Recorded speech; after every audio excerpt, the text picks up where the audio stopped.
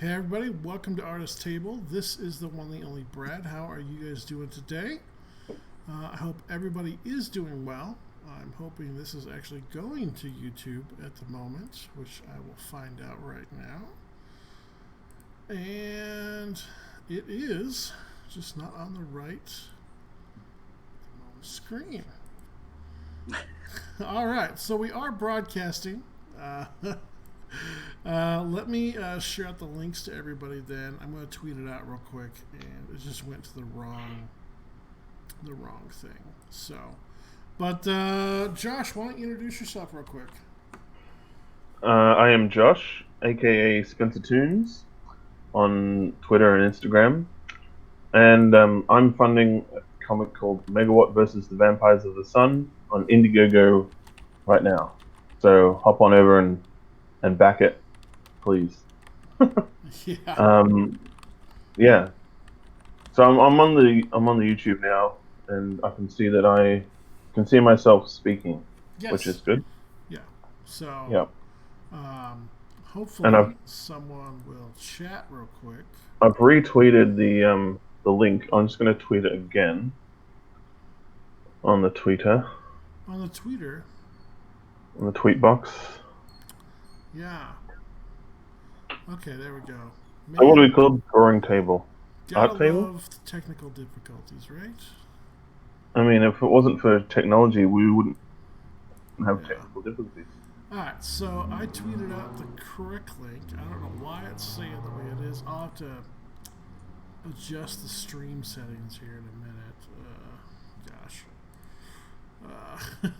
Man, This is great radio, isn't it? it is great radio. Yes. Let's introduce our guest real quick, Kevin Yes. Sharpe. How you doing, buddy? Pretty good, pretty good. Awesome. I'm Kevin Sharpe. I've worked on various projects for Marvel and DC, other independents, books you might know, Army of Darkness for Dynamite, Legion of Superheroes for DC, JLA Rise of Arsenal for DC. Mm-hmm. Let me see, Extreme X-Men: The Savage Land for Marvel. Various books, various projects like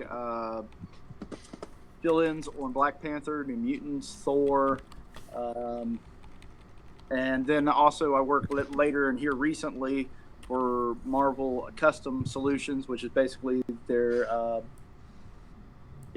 their creative services division where they do custom comics for businesses and corporations. Oh, okay. Cool. Cool. Yeah. How is so? Are you working for them right now? I just finished up something a couple of weeks ago. Well, about a month now. That was going to go for Disney. I can't really talk too much about it, Okay. but it'll be a video, also a video of me sketching the project and things like that. And it'll be for Disney. I did get various projects from them, and a lot of times these things, it'll be for businesses, and I can't really go into too much detail because of the confidentiality and things like that. But I'll try to talk as much about it as I think I can reasonably talk about. Oh, no worries, no worries. Yeah, we don't want to break any NDAs or anything like that. Oh, we don't. Is there audio coming through? Oh, there is audio coming through. Sweet. All right, good. Just making sure. I had it on mute. Oh man. Okay. Yeah, what a That would have been a great start, wouldn't it? yes. Yeah. Yes. No audio or nothing. Yeah. So, all right, cool. Well, yeah. Let's get to showing some of your artwork here. Let me pull some of that up real quick. I will do that. So, how long have you been, Kevin? Let's start with how long have you been drawing for professionally? Yeah. Professionally, I think I got it's been so long. I'm going to try to guess here, but I think my first professional gig, if we're talking about DC, Marvel, those kind, my first professional gig was in 1994, I got a little backup story in Showcase 94, number 12. And that was a Triumph story. They had just introduced that character. People aren't familiar with it. Triumph was this. They did it later, a similar idea with Sentry, but it was a character that basically the DC universe had forgotten, and then they retroactively made him part of DC history. And then later they turned him into a villain, which is funny because they did kind of a similar thing with Sentry at Marvel. And that was my first. It was just a short 12-page story, but that was my first thing. And then I guess my first longer running gig was a 6-issue stint on Vampirella for Harris Comics right after that. Okay. Oh, cool. So that kind of launched me as far as getting any kind of real professional creds and stuff. So that was 1994. Okay, gotcha. And so you've been drawing since '94. Yes, sir. Oh, by the way, don't call me sir. You have much more cred than I do. I am no sir by any means whatsoever. All right. That's right, boy. I'll say Brad. All right. That's better. Yeah, I always did that. By the way, when I was running my shop, everybody would come in and call me sir. I was like, nope, don't call me sir. Don't. Makes me feel really old. I don't want to feel really old, but yeah. So, what did you do though to get in? How did you have to like audition like everybody else, like a submission page, things like that, or did you go to conventions and like show your work? It was a little of both, like back then it's a little bit different now. But back then a lot of editors used to hit the convention circuit, and you get lucky, and sometimes some of the bigger local shows like Heroes Con. We have Heroes Con out here in North Carolina, and that's a bigger show for the East Coast, for the Mid-Atlantic states anyway. And I would either go to Heroes Con or I would mail in submissions, and this is back when they would take some mail in submissions and things like that before email. And and so my first break pretty much came from, I believe, was mail-in submissions, I think. Okay. And then start off like what, 1 or 2 pages, and then, or was it a full issue, or? Yeah. With the my first big break, not counting the indies, because I did do a couple of indie comics, nothing major, but I did a few indie comics before then. But my first, was the DC assignment, and that was 12 pages, So, the Triumph story, and it's one of those things, man. You just try to do the best you could and hope that it didn't look like complete poo before, and maybe you'd get some work, So, and that's what it was. It was kind of one of those things where it was just a grind. It's like you hope, somebody saw this, or the editor you work with liked it enough to maybe give you a little something else later, and or maybe they'd pass it around the office, or maybe you just go to another show and see another editor, Okay. And that's pretty much how it was back then. Okay. When you were starting out and you're doing your first pages,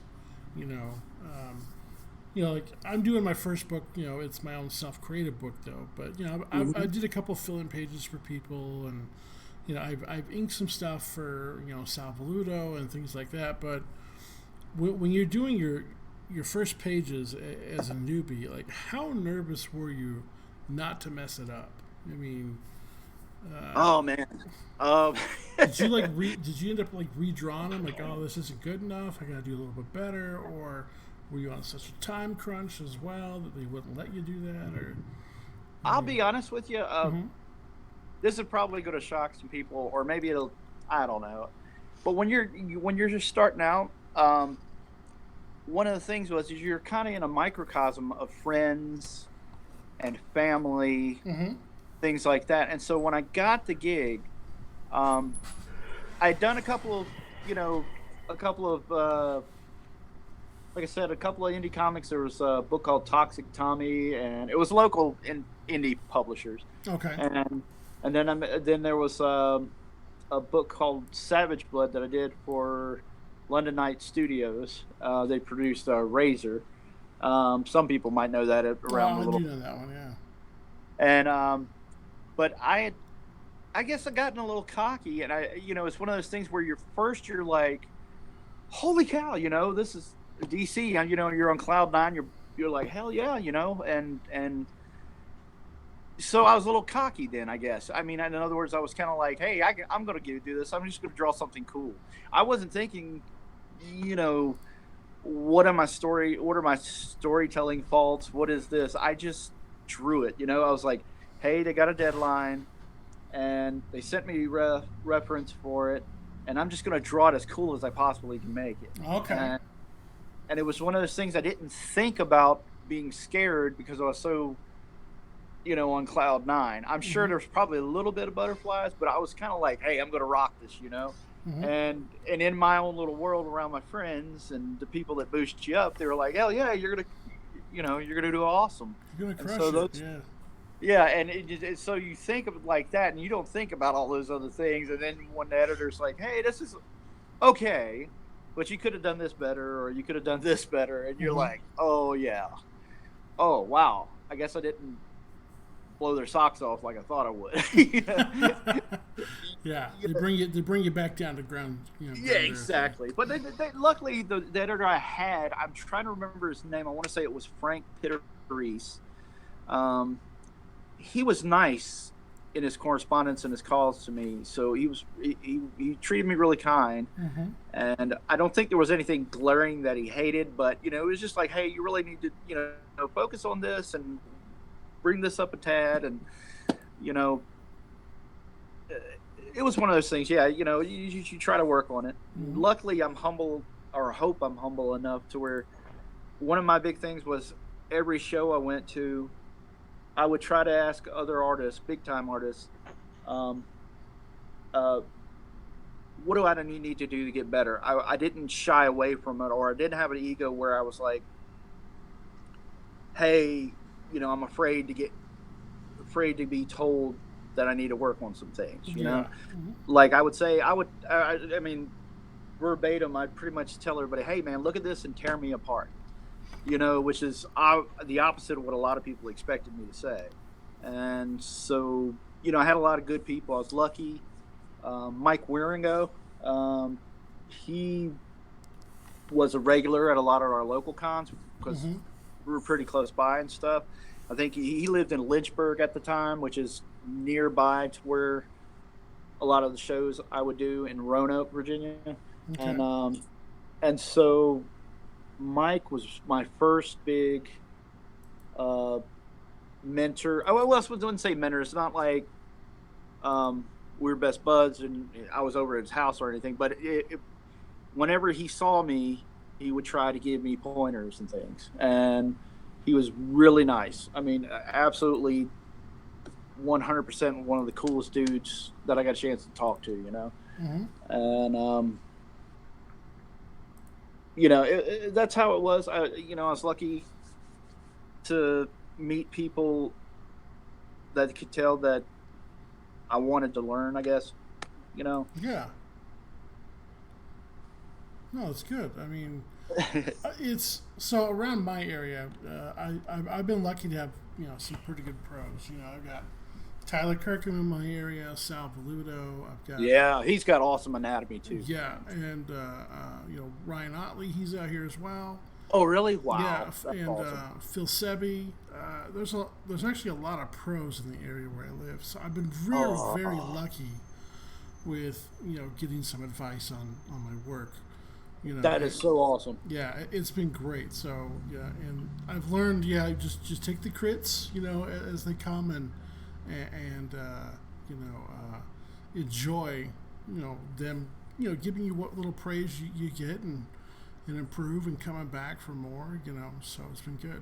So that's awesome. See, that's the thing. A lot of where I was growing up, I didn't know a lot of pros, and one of the first people was Mike, and then when I was able to get out and me and friends would travel to longer distances to shows and stuff, it got a little better. Yeah. But man, the group of talent that you're around is amazing, man. That's awesome. It's pretty amazing. Yeah, I feel very inadequate, when I see their artwork. But yeah, it's true, man. I mean, especially Tyler's work, man. It's like, dude, he's Ryan really, Otley. really good. I mean, everybody's got some great stuff going on. Oh, he does. Yeah. I wish Marvel would let Ryan a little bit more loose, with his stuff, because, he can do that crazy violent stuff, and it's so sick. But they won't let him do it for Spider-Man. Yeah, so. So when we talked about how you first started, got in. What were your influences when you started in comics? Like, who were you watching? Who were you? Well, right around that time, so 94 was a lot of the time where everything Image just gotten really blown up, and and so there were so many things. But I was always influenced by a lot of the less flashier talent, but I also had an appreciation for the flashier guys too. So it was really weird. Like I was a huge John Byrne fan, Doug Walt Simonson stuff. John Byrne really was the first guy that I went, holy cow. And I think Mike Zeck is another one. Mike Zeck absolutely just loved everything he did. He could do no wrong with, as far as like every project he did, I would have to pick it up. Dale Keown, big one. Oh yeah, Dale, definitely. His Hulk, yeah, man. Yeah, Dale. And Pitt, yeah. Yeah, exactly. Right then, man, I knew when I saw Dale's stuff, I was like, man, he just gets it. He gets the way I would like to see things. And it was so, man, when Pitt #1 came out, I just poured over those books over and over. The lighting that he would do on Pitt's face and things like that, where there'd be this one light source here, and then all of it's done in pencil and ink, not in color, or at least you definitely saw all this crazy cross hatching, but it was with a purpose. It wasn't just let me make it pretty.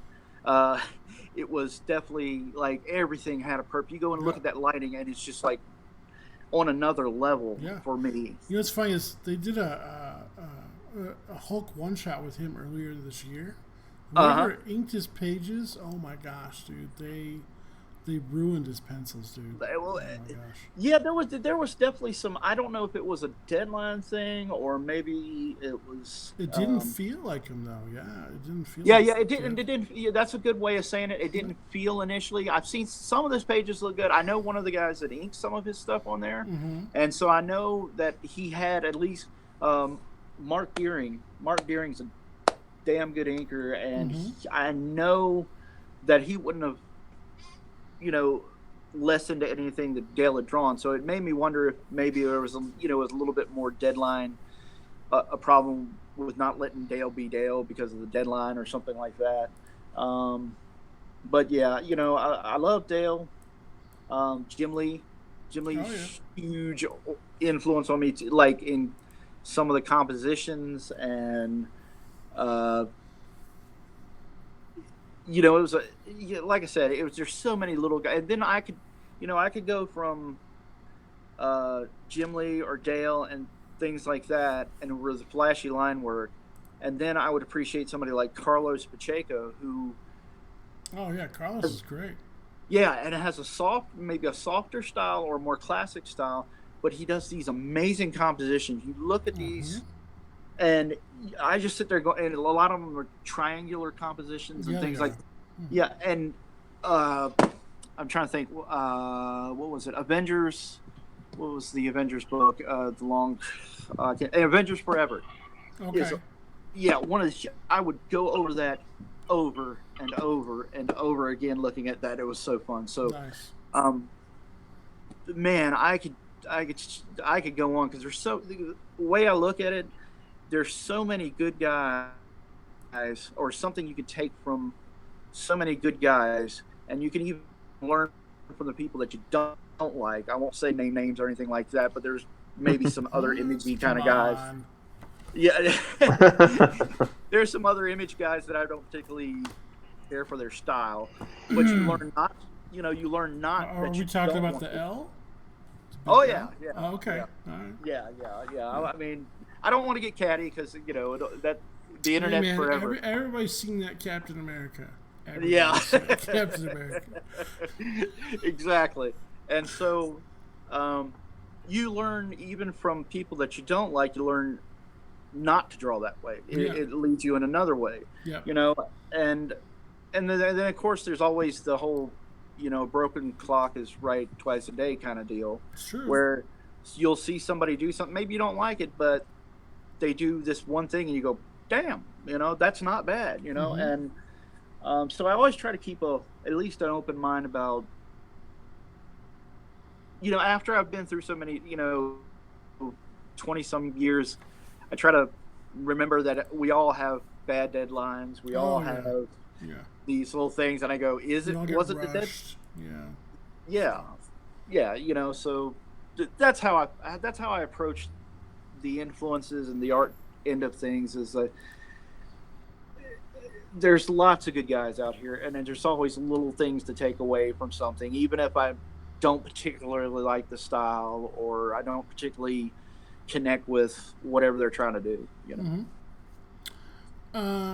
What is your favorite character that you've drawn, or what's the character you'd love to draw that you never got to? Oh, let's see.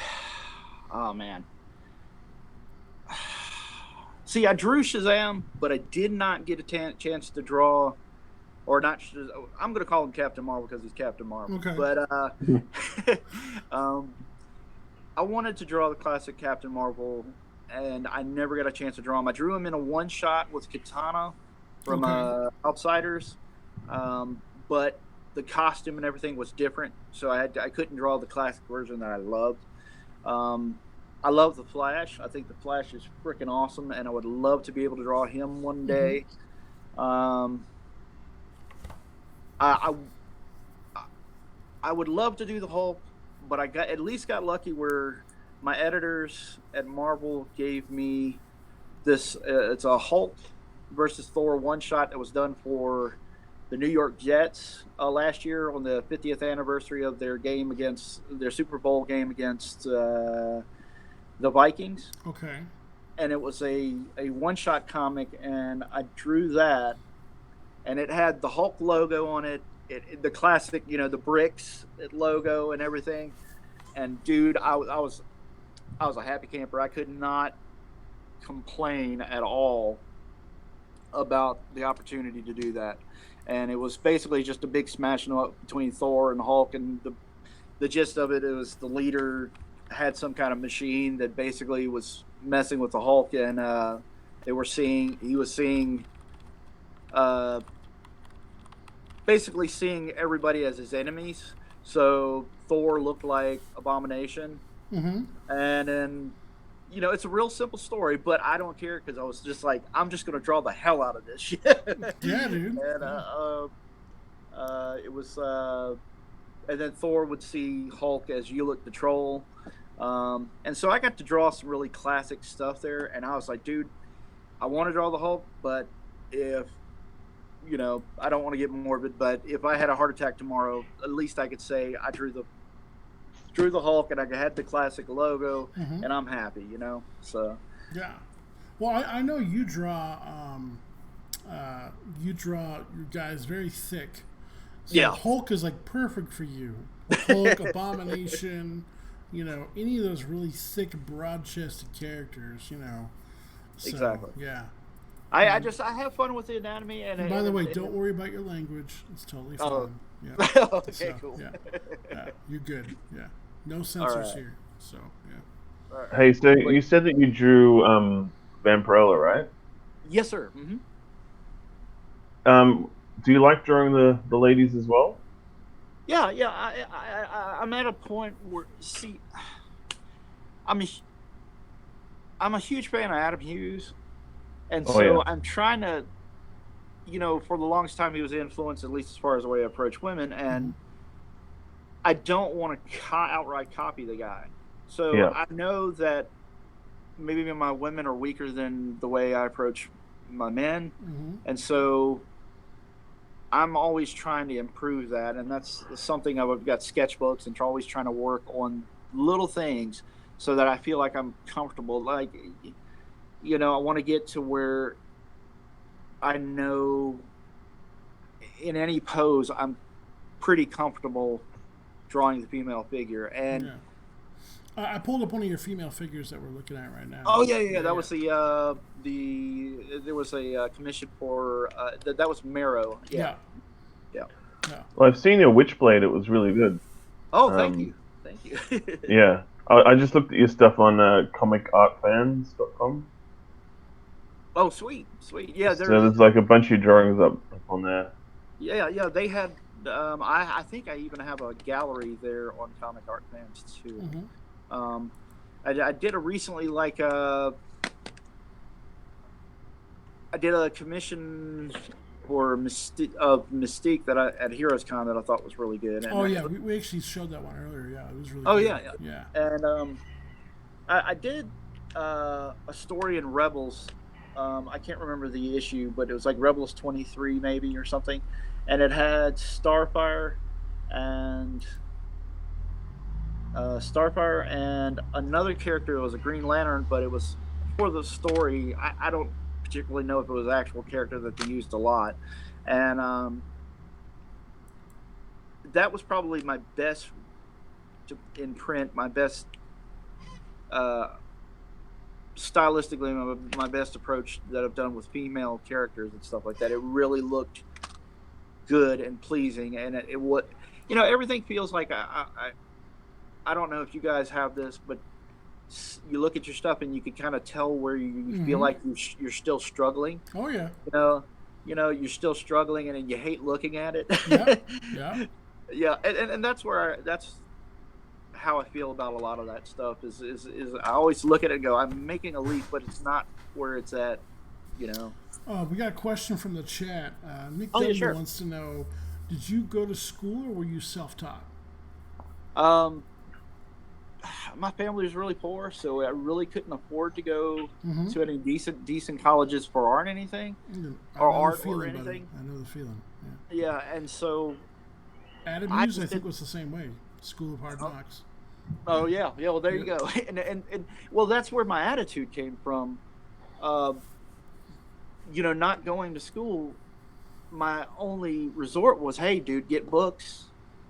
Every book you could find, get what you can afford, and then at every con, talk to people, talk to artists, learn something, and because that was the only way I was going to get better. I was like, man, I can't, I don't have the money for a lot of the decent colleges. I wasn't, when I was in high school and you're trying to look for scholarships for me and things like that, nothing I qualified for. How old were you when you started? What age were you at?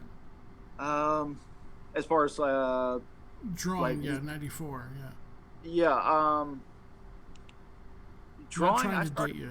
Just No, that's fine. It was like I've been trying to, I drew ever since I was a kid, and it was always there. I didn't take it seriously until right around high school. And if I'm going too long, just let me know. No, dude. We're all about you right now, so it's all good. Yeah. Okay. I did when I was in high school. I really noticed that I maybe had a thing for it. All my friends, you have your circle of friends and your kids, and you don't know any better.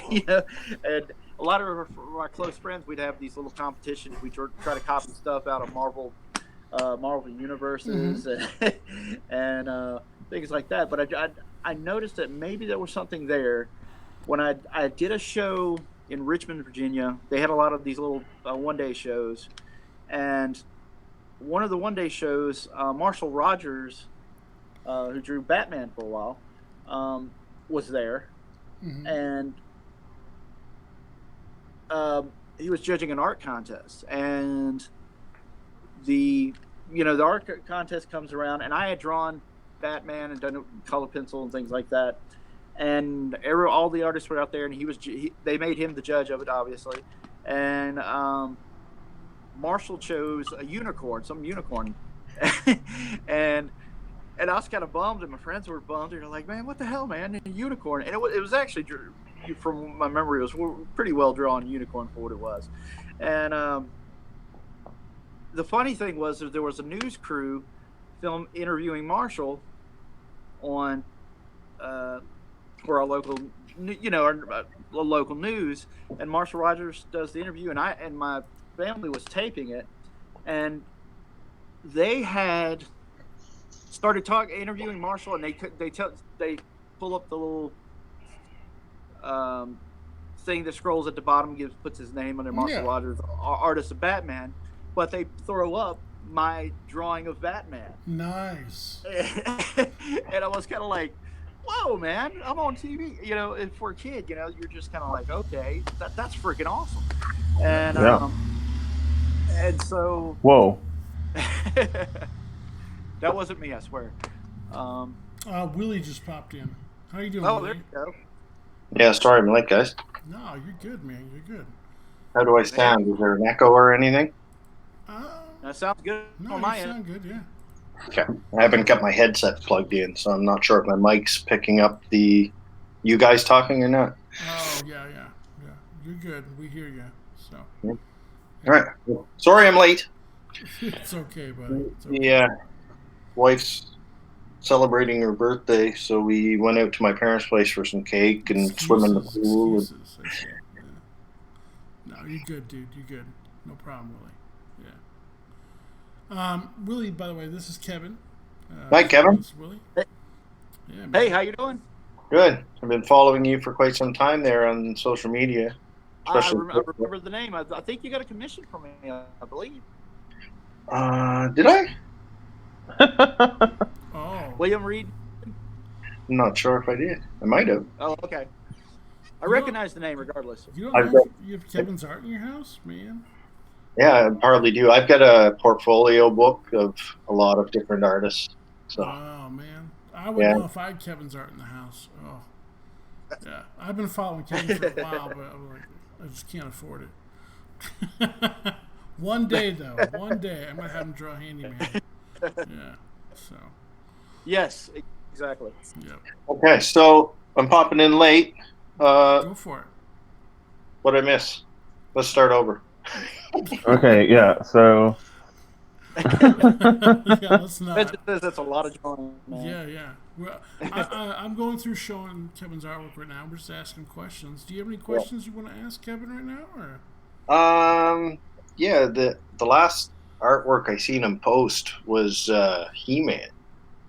Yes, sir. Mm-hmm. Oh, that's actually your profile picture there, I see. Yeah. Yeah.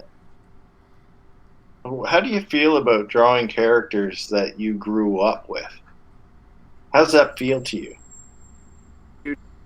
It's frustrating because you haven't gotten those gigs yet, Yeah. But it's fun because you're like everything that you're doing. You want to make it look, I'm not the greatest painter in the world. I'm not going to be somebody that's going to be known for my painting, or I'm not going to be somebody that's known for these great compositions and art styles that are, whatever. But I always try to, every time I draw something that I like that, like He-Man, I always try to imbue it with as much coolness or as much energy or some kind of thing where you go, whoa, and if I can do that, then, I'm happy, and I'm hoping, the commissioners and stuff are happy. And I hope that somebody, who has those characters will see it and dig it, Mm-hmm. Yeah, definitely. Oh yeah, no, hey, we definitely dig it. Awesome. So when you're posting this stuff, are you hashtagging, like, who has the licensing for He-Man right now? DC, Right now, I think. as far as I know of, well, it's always been a Mattel property. Yeah, there's that a page from that Rebels, and that was actually some censored stuff in there that was changed at the last minute. That's why there's those black boxes. Gotcha. What got censored? Say what now? What got censored? Oh, I guess it's long enough that I can. It's been long enough that I can talk about it. The editor and the writer had put in the script. This was right around the time of the Michael Vick dogfighting thing. Okay. And there was a story. The Green Lantern character that you see there, kind of got the long, scaly hair. She was freeing, if I remember the story correctly, she was freeing basically sex slaves from her planet from this jail. And what was there was actually one of the characters, one of the female aliens in like a dog rape stand kind of deal. Oh. And it was like that. And well, it was obviously controversial, and there's I got to be careful because I don't want to piss anybody off, but there was stuff in the script that was later they were trying to fly it under the radar, maybe. Okay. Because they wanted, they wanted to say something with it, I guess, say something with the story. And my pages got leaked around the office a little bit, and somebody didn't like the idea of doing that, thought it was a little too controversial.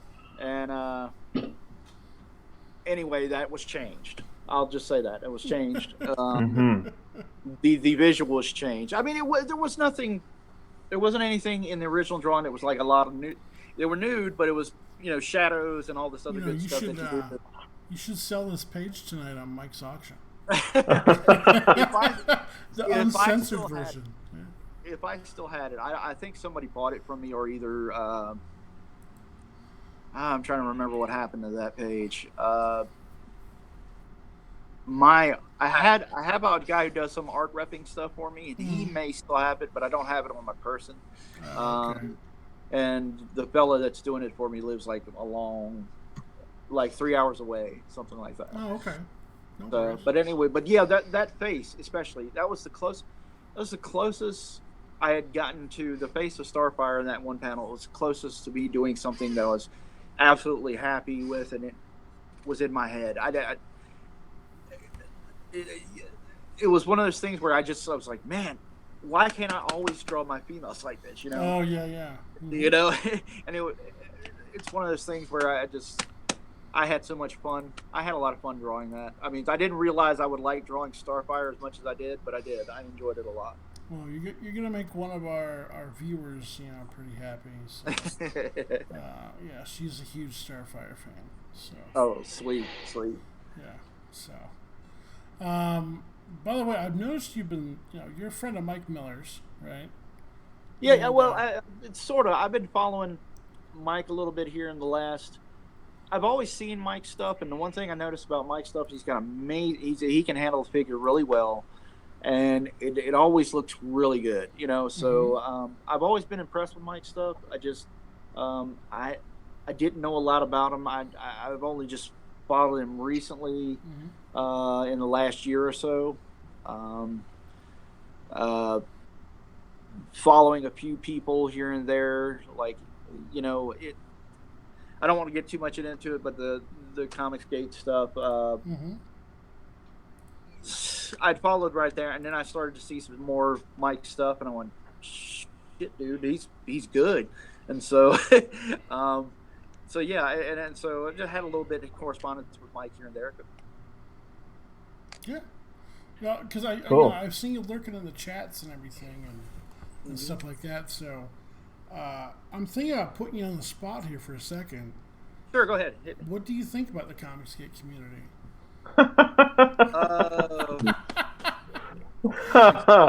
Oh yeah, I'll put you on sec. I'll put you on blast for just a sec. Yeah, it's all right. Yeah. No pressure. No, I mean, you can be honest. I mean, a lot of us, we've talked before. Yeah. Well, let me put it like this. I came in around. Maybe a little bit before, but it was close to the time that I really started paying attention. Was around close to the time. I'm trying to remember what it was, the catalyst that happened. but it was last year. It was towards the end of the summer, maybe early fall. Okay. Mm-hmm. And been hearing other things, what, obviously on Bleeding Cool, obviously from other pros that I was friends with, obviously, like Facebook, and I was hearing all these negative things, and I was just like, what the hell is going on, and what is it there, because I knew Ethan off and on. I'd seen him on well, I wouldn't say know him, but we were acquaintances. I'd known Ethan from a situation back when I first started at Harris.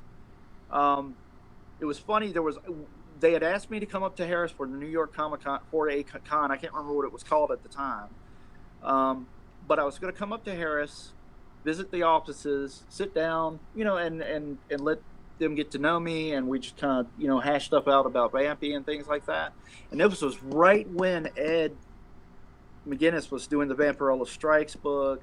Okay. And we were heading up there, and I want to say it was like in maybe a January, or maybe it was, I would want to say it was either January or February, maybe 95. And a buddy of mine drove me up there. I didn't have a car at the time. And a buddy of mine drove me up there. He was a huge Vampy fan, huge Alan Davis fan. He would love to have just gotten an in with Harris. And we drove up there, and Harris actually asked me if I would pick up the editor-in-chief, because there was a huge ice storm that just hit during the show, and asked me if we would pick up the editor-in-chief, Melanie Crawford Chadwick. And when we got there, she had Ethan with her. And really? I guess Ethan had came over, and I think this might have been right around the time he was trying to shop around Cyberfrog. Okay. And he had Cyberfrog pages, and so this is when he was really young too, right? Yeah. Okay. We both were, and so my buddy gave Ethan a ride and Melanie a ride up there. It was so just one of those things you just never knew. You figure these things would happen, but that's what happened. We gave them a ride from New Jersey into New York when we got up there. I live in Virginia, so it was like I guess pretty long drive. I can't remember how long, but anyway, we get up there, and Ethan was great to me, but for some reason he didn't mesh particularly well with my buddy. He was a little older. My buddy's was like 35, and I was 20. I want to say 23, 20, something like that. But anyway, it's just funny, because Harris had a hotel for me. We were ready to go with the con. The con was still going on, still going to go on. So we went up there, and Ethan was super nice to me, and just really good. And then during the whole show, he was just, everything I remember was really cool. And so, flash forward a few years later, I want to say 2001, we were at a Wizard World show in Chicago, and I had seen Ethan in forever, and Ethan comes up to me out of the blue, goes, "Hey Kev, how you doing, man? What's going on?"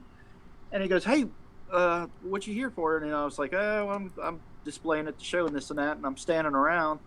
And he goes, "Hey, I was just talking to Dale. Hey, do you know Dale?" And I was Dale Keona. And cool. And I was like, "No, I've never met him. Is he here at the show?" That kind of thing. And Ethan goes, "Dude, let me just introduce you to him." And he brought Dale Keona over to me. Nice. And I was just like, "Holy shit, man!" Yeah. And Ethan didn't have to do that, it was the kind of the person he was, And so from that perspective, I was hearing all this bad stuff about Ethan and, from friends and stuff. And I was like, what the hell is all this Comicsgate stuff, man? I'm just sitting here trying to mind my own business and get work done, and I wasn't really, to give you an idea, I didn't get on Twitter until this year, right around March. Yeah, you're really new to Twitter. Yeah. And so I didn't know anything that was going on, and so I tried to get the lay of the land. I'd start listening to streams and things like this. And the thing I figured out was that those guys, on one end, when we're talking politics and things like that, Mm-hmm. weren't that far from me. And I was just going to like, I know some of these guys and they're decent people. Mm-hmm. And I was like, why are they getting such a shit end of the stick on this thing? And so I started following. And then I think when maybe became aware of maybe some of the BS. The BS was when the stuff happened with you. Oh, okay. And and I had listened to and I was like, you know, See, I don't want to get riled up. I get you. Yeah. You know, yeah, exactly. I just think I don't like. I love comics. I love our community. I love people wanting to do comics. Exactly. When I'm at shows and people ask for critiques or portfolio reviews, I don't care what your skin color is. I don't know I don't care where you're from. If I can help you, I will. You know, if I can help you get better, I will. Yeah. And that's what we're all about here. I mean, especially exactly. Josh, myself, Willie. You know, that's why I like working with these guys. You know. Yeah, well, that's why we're all here right now. Yeah, exactly. And so, you know, as far as I'm concerned, I was just like, I don't want, you know, a whole bunch of BS or drama. And the internet does that to you no matter what you're on, whether it's Facebook or, you know, I've had my share of fights with people on Facebook or whatever, and it's stupid. And, you know, and I was just like, these are really awesome artists. What the hell is going on? And then you see other people and they have their side of the political aisle that they're on and this and that. And they just, it's like with anything else, it's just everybody's going for the jugular. And I was just like, man, what the hell, you know? And I see the good products that Mike does or Ethan does or any of these guys, you know, and even Doug. Yeah, Doug. And so Doug's stuff with Earthworm Jim especially is kind of close to me because my cousin, who was my roommate for a long time, was a huge Earthworm Jim fan. Huge. Nice. I wasn't particularly, you know, I didn't play a lot of video games, and the ones I did play were either wrestling games or sports games. And so, or not sports, but car racing games. Games. Yeah. But my cousin, I don't want to get into it, but it's close to me because my cousin who had committed suicide. Oh. Earthworm Jim was a big thing for him. I mean, you know, so it's always good memories associated with that, you know. Yeah. And so, but the Comicsgate stuff, you know, there's good and bad, and and so I just look at the art. I go, man, there's some damn good artists, and then I just wish everybody could be focused more on that, you know. Yeah, I think you definitely hit the nail on the head when you said there's good and bad, because even to be honest with you, both sides have good points and bad points, right? Exactly. Yeah. So let me steer this in a different direction. Yeah, let's go a different way. Let's not get so heavy. Okay. Yeah. Since you brought up Ethan in the Comic-Con and then introducing you to Keown, how do you feel about meeting these people at cons and they're your heroes, but now they're actually kind of like colleagues? You know what I'm saying? Like, they're not just your heroes, because, you know, to comic book geeks like us, we treat them as gods, right? Yeah. You know, especially if there's somebody you really idolize. Yeah, exactly. And then all of a sudden, like, you know, you're getting hired to do the same things that these guys have been hired to do. And like I said, they're colleagues now. You're working beside them. Yeah, exactly. Yeah, I'm still a fan. I still get kind of, you know, my heart, you know, kind of goes a little fast there if I was, you know, thinking about, you know, hanging out with like Dale Keown and just talking to him about metal bands and stuff, because that's what happened. You know, we were standing in the middle of the con floor, and we're talking about metal bands and stuff. And You and RT Bear need to get together then. yeah, well, exactly. And art's another one I love. I mean, I've been blessed.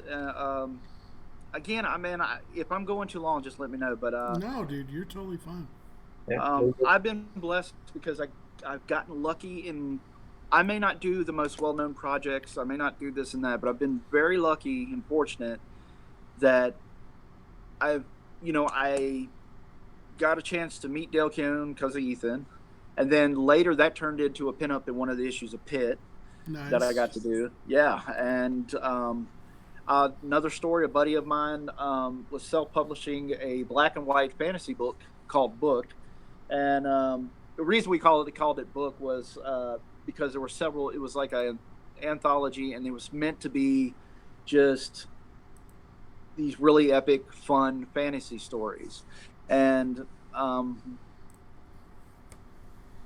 when we were doing that, we went to this what was the show that John Byrne used to do all the time, Mid Ohio Con, and I went there, met John Byrne for my first time, and a buddy of mine takes copies of the books over to John and George Perez, and I'm sitting there trying to do a commission or something like that at one of the tables we had, and my buddy Ben comes running to me and he goes, "Hey man, you're never going to believe this. You need to go over there and talk to George Perez." And I was like, "What? Why do I need to talk to George Perez?" And he goes, "George wants to ink you." Nice. And what? And I was like, "What?" And he goes, "Yeah, he wants to ink you." And my buddy does a little bit better impersonation of George than I do. I don't want to do it, but he was. You gotta do it now. I took my stuff over to him, and he goes, "You drew this?" And I was like, "Yeah." And he goes, "It's very nice stuff. I would like to ink it." And I was like, "Okay, yeah, we can make that happen." And George inked 3 different covers of mine, and he was amazing. And so little things like that happened. It was like I managed to take. So go ahead. Sorry. When he's inking your work, are you giving him the original pencils? Yeah. Yeah. Okay. So who gets the inked work after he's done? Do you get to keep that? I wish I kept it. It was actually the guy who my friend who his publishing company. He kept that at the time. Usually, I think maybe George got some of those. I'm trying to remember. It used to be, with nowadays, with the digital, with scanning and the digital technologies, everybody can send a blue line. That's right. A blue line copy, and then somebody prints it out and inks it. But back then, we'd all FedEx stuff back and forth, and it would be the originals. So what they used to do, for people that don't know, is they used to divvy them up 2/3, 1/3. 2/3 for the penciler, as far as the finished ink pages, and 1/3 to the inker. And then the covers would be alternated, like every couple of covers, an inker would get a cover or something like that. So that's how that kind of worked, So every 3rd cover would go to the inker, And so I'm imagining I never got a chance to keep any of those. I wish I could. I wish I did, because it was huge. And my experience with John Byrne at that same show was awesome. He wasn't quite as impressed enough to want to ink something, but John was great. I hear some people say he's a good guy, and some people have horror stories. Every time I've met John Byrne, he was a really nice dude. So I'm lucky to be among, situations like that where the people that I enjoy, or that I'm fans of, I've managed to find myself in weird situations with them where I get to rub elbows and just, it's like, holy crap, man. It's amazing, Yeah, no complaining. Okay, so we had a request in the chat. It said show some of Kevin's more realistic I'm stuff. doing that right Amazing, and Brad's got it up on the screen, and it is quite amazing. Do you want to elaborate a little bit on the difference between the comic book art and your more realistic style?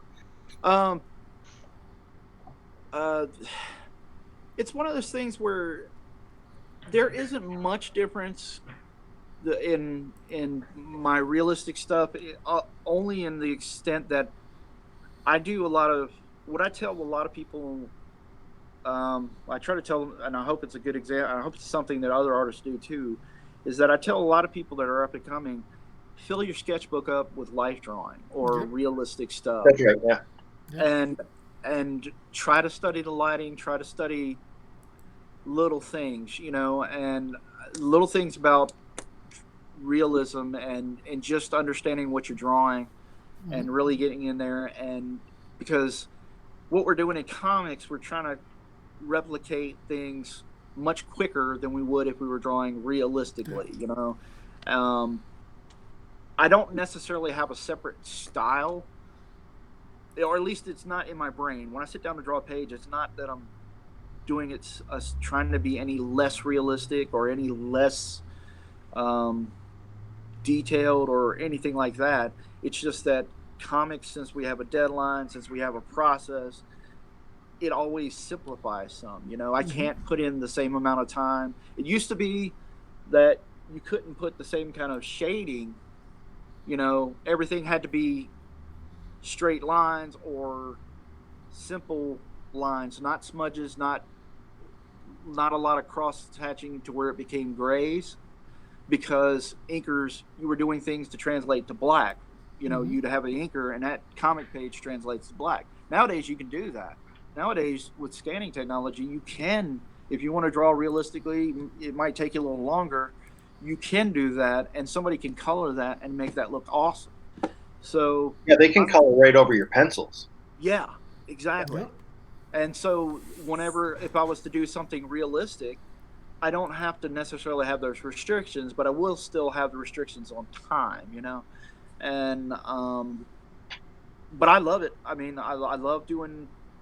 I used to do a lot of portraits because you get that stuff in school. I guess that's where I cut my teeth on it. Is that you would get that in school?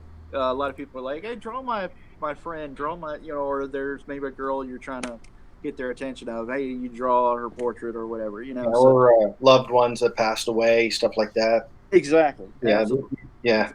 There's on my missions list too. Hey, this Thanos we got up right there, is that all Iron Man armors he's sitting on? Yeah, the commissioner, I can't remember the guy's name.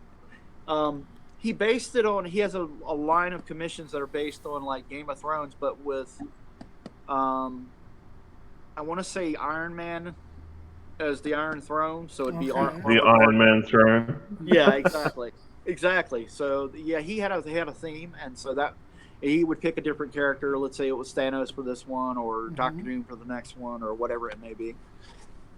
I love the way this is gonna sound weird, but I love the way you do that foreshortened leg right there. No, thank you, dude.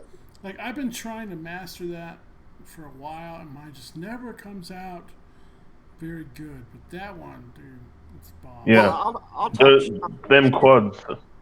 Yeah, exactly. I'll talk shop on that. That was one of those things that were even me. And you're saying you might have trouble with it here and there. Well, I do too. The quads, when you foreshorten the quads because of the way the muscles are, it's always hard because those muscles have to kind of wrap around the form of the bone. Yeah. So when you're drawing it, I haven't seen many people do it to where it looks right, where it's really right. I mean, and don't get me wrong, I'm not trying to insult anybody. No, I'm just saying, as far as like, if you're going for understanding what's going on in those forms and the muscles and in the tendons and things like that, I haven't seen a lot of people do that really right. I think David Finch probably is the one guy who can master that, and I'm still trying to fight it, trying to figure out how to make it look correct every time I draw it when it's foreshortened. So I think you got it pretty much. It looks really good. Yeah. So what do you use for reference when you're drawing oversized characters like Thanos here or the Hulk or something like that, where the proportions are just absolutely exaggerated. Bonkers, yeah, exactly. And like even bodybuilders, oversized bodybuilders aren't formed like these characters. Like where, Yeah, part of it is from, and I'll admit it's a weakness that I have, is in my drawing, is that I used to. My cousins and I were huge fans. This is back, because I know a lot of people are fans of like Arnold Schwarzenegger and a lot of his movies. Mhm. And so my cousins and I were also fans of that. We were also fans. We saw that movie, Pumping Iron. Oh, okay, yeah, documentary, Yeah, and so we were kind of fans of that. You never tell it by looking at me, but we were fans of that whole bodybuilding culture for a while. In terms of it's gotten out of control now. Now it doesn't look aesthetically as pleasing. No. But we were fans of that, and my problem is that I would draw that all the time. Man, I'd sit around and play around with it, and not to the extent of like where you'd see those. I don't know if you guys would be familiar with it, but there would be all these, like in some of those bodybuilding magazines, there would be like these T-shirts you could buy, and they were like these cartooned, exaggerated dogs and stuff that were maxed out, ripped and like muscle upon muscle that looked ridiculous. And I was never kind of a fan of that stuff, but it was like just trying to understand the anatomy, and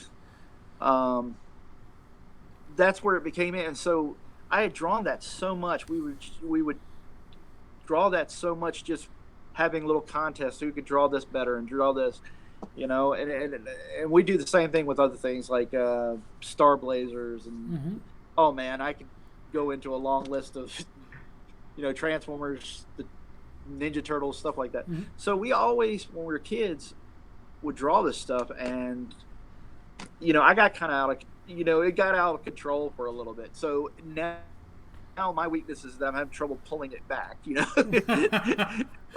Sometimes it's like, hey, I know what this looks like, but not everybody looks like that, so I have to calm it down. I have to practice drawing normal people for a while. Yeah. When I was inking for Sal Velluto, the one thing he had on the desk when I was sitting there in his little office, he had like tons of the ripped muscle and fitness magazines, and he would use those day in and day out as his reference for all the characters he was doing. So sweet, yeah. And I would keep those things. He's awesome. He's got amazing. That's one thing I remember. I think it was issues of Moon Knight maybe he was doing. Oh yeah, he did Moon Knight. Yeah. Yeah, and the one thing I noticed about his stuff was always just the anatomy was so awesome, and he was, you look at it and you just go, those figures were so good, and they weren't stiff. No, they're not. You that was one of the things that creeps into you is the stiffness. Yep. When you start drawing like that so much, and George Perez had a really awesome thing where George was like, hey, I look at wrestlers because the wrestlers are, a lot of guys are built or, pretty, not exactly, but some of them were kind of bodybuilder equivalents, but they were always in motion. They're always in motion. They're doing stuff. So you get a better sense of the body in motion so that it doesn't become stiff, Yeah, I use a lot of MMA fighters right now when there you I go. do that, yeah, when they're, especially like when you're doing fight scenes and stuff like that in the ring or whatever. Exactly. You get a lot of action, a lot of movement there. Parkour, same thing. You get a lot of, like, when you're drawing Spider-Man and stuff like that, parkour is the way to go if you want some really cool kind of out there anatomy proportions. Yeah. Yeah, exactly. I use people swimming or diving for flying poses. Yeah, exactly, and that's exactly the mindset I have. I've got my iPad is filled with pictures whenever I'm on the go and I need to do. I'm always constantly trying to have some reference to sketching. I'm always trying to. Same with my Pinterest. Pinterest is another good one. Yep. We got a question from the chat from Muttman. Speaking of ridiculous anatomy, has Kevin ever met Liefeld? And any Liefeld con stories you'd like to share? which we would not mind hearing. I was at a MegaCon, and I was maybe 5 feet away from Rob, and I really don't have anything that I ever had interaction with Rob. But I did. There was the MegaCon that I was at, and I was 5 feet away from him. He had a booth that was really close to the one my friend I was telling you published a book. Rob was furiously just drawing and erasing and drawing and erasing and drawing and erasing, and I was sitting there going, "Dude, he's going to wear through the paper." And he was maybe doing a commission or something like that. But I hadn't because I really, it's one of those things where at this point it's kind of obvious what his weaknesses are. What? No. So it's pretty obvious what his weaknesses are. So it's like beating a dead horse, and it's one of those things where I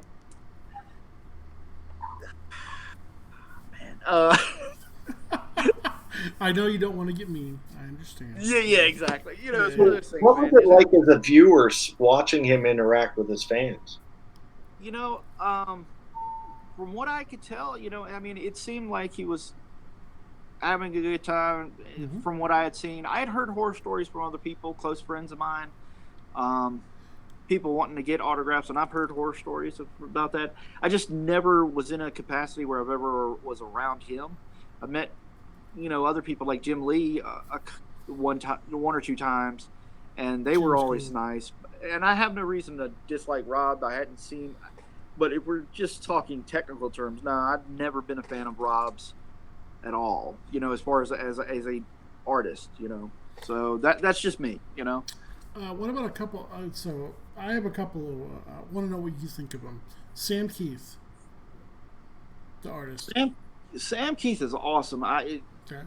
He's like Frazetta on acid. Okay, that's a good way to put him. Yeah. Yeah, it is. Yeah, if you look at the way Frazetta had rendered his pen and ink drawings and things like that, mm-hmm. and then you look at Sam. Yeah, Sam was never one of my favorite. He was all my cousins and my friends. He was favorite. And I'm not saying that Sam Keith was bad by any means. No. It just wasn't where my mind was at that time.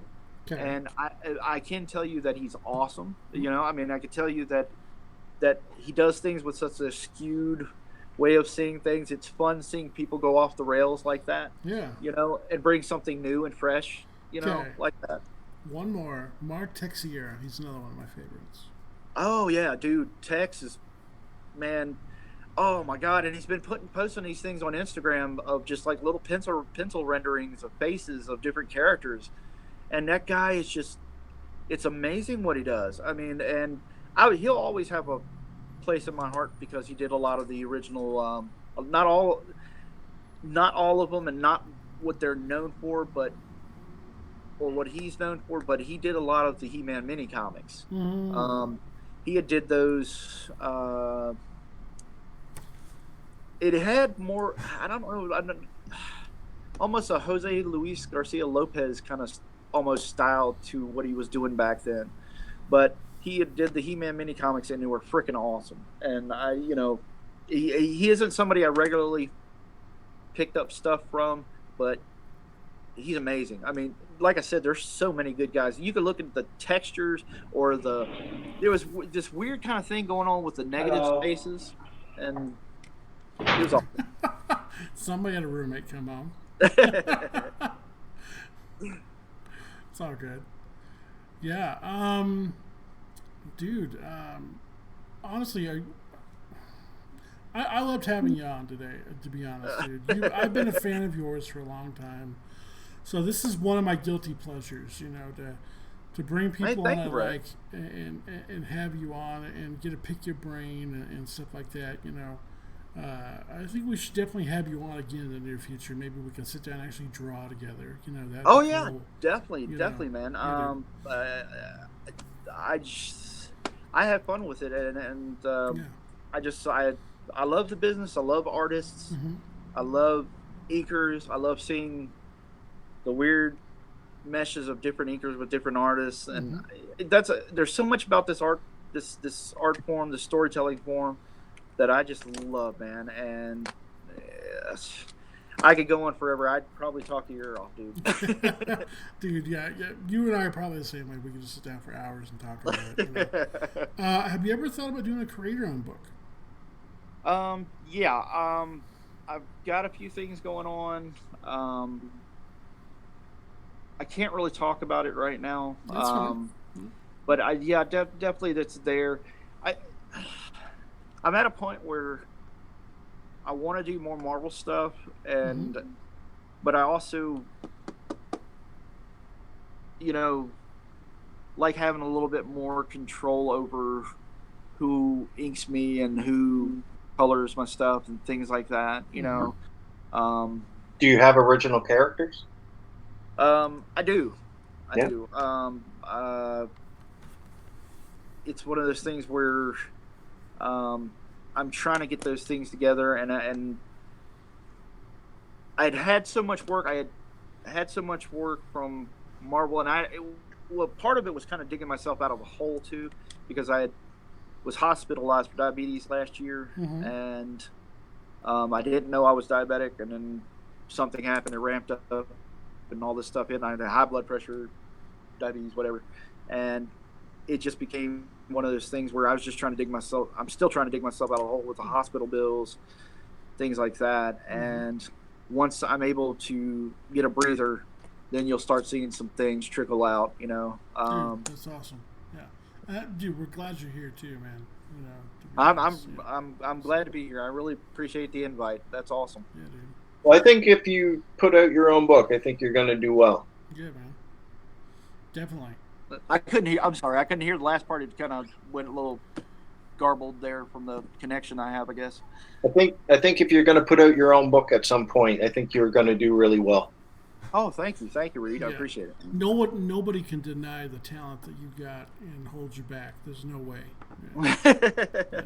I appreciate it, and I just want to have fun with it. I want people to like my stuff. Or like what I'm going to put out there, and I'm just, I want kids. The big thing for me, if you take away anything, is I want more kids or more people picking up comics and having the fun I had with it, because we had a hell of a heyday with like when all these Image guys were out, and when there was just this period of time where it ramped up, and it wasn't just like the big 3 or 4 guys that were doing comics. It suddenly became a whole expanse of different really good guys, and we were so lucky to grow up with all that. And I want people to see the best of comics like that too, and so if I can get people to look my way and be excited with comic art and stuff, man, if I get somebody to pick up some books, man, that's all I want to do. That's all I want to do. Yeah, man. No, I understand. Kevin, let's wrap things up, because I know we're going to try to get over to Matt or Mike's show tonight. Yeah. Let me actually show off one thing before we go. I'll let everybody give their information, stuff like that, how to get a hold of you. But Pixel was in the chat. Pixel just launched today. I wanted to show off his page real quick. He's doing cover crashers. So definitely grab that if you can. He's doing a bunch of faux covers or spoof covers of Critical Snail, Cyberlog, stuff like that. So check it out. I'll be putting the link in the description a little bit later. In fact, I will drop it in the chat right now. So there you go. Support Pixel. He's a good guy. He had my back the whole time when everything was going down. So that's awesome. Yeah, dude. And this is some of his best work as well. It's true. It's funny as hell. Yeah. But Kevin, how can people get a hold of you if they want to check out your stuff? You can check out my stuff on Instagram. It'll be under KevHulk73 on Instagram. Okay. I have a fan page on Facebook, Kevin Sharpe Art at Facebook. Okay. And Also on DeviantArt, it's not as up to date as I'd like it to be, but That's okay. DeviantArt, it's Kevin dash Sharpe at deviantart.com. I'll put all his links in the description below. I know we had the technical difficulty, so it kind of wiped out the ones I had before. So no Okay. worries. Yeah, I'll put them in the description below. So after this ends, I'll drop them in there, and then they'll be there for everybody to see. So Oh, sweet. yeah. And Josh, what about you, man? Yeah, I'm just promoting the comic that I got on Indiegogo right now, Gotcha. Megawatt versus the Vampires of the Sun. So if you're into wrestling, if you're into Mexican wrestling and luchadors fighting vampires and rescuing girls, then this is the comic for you. So check it out, and you can follow me on Instagram and Twitter and DeviantArt and YouTube at Spencer Toons. Nice. Oh, sweet. And Willie? Yeah, I'm Willy Reid. You can reach me on all social media platforms: Facebook, Instagram, Tumblr, Twitter. If there's anything else out there, it's always at Willy Reid. Except for here on YouTube, you can find me at The Art of Reid. Nice. Sweet. Again, I'm at Pencil for Life at all social media platforms, so you can reach me that way. Monday's show, we're going to be having Scott Clausen on here. He's going to be talking about his new project he's working on. But other than that, dude, thanks for joining us today. Kevin, thanks for being here, dude. Honored that you'd have me on. Thank you. Yeah, man. Anyways, guys, this has been Artist Table. We will see you on our next show Tuesday. Peace. Take care, guys. Bye. Bye, guys. Yeah.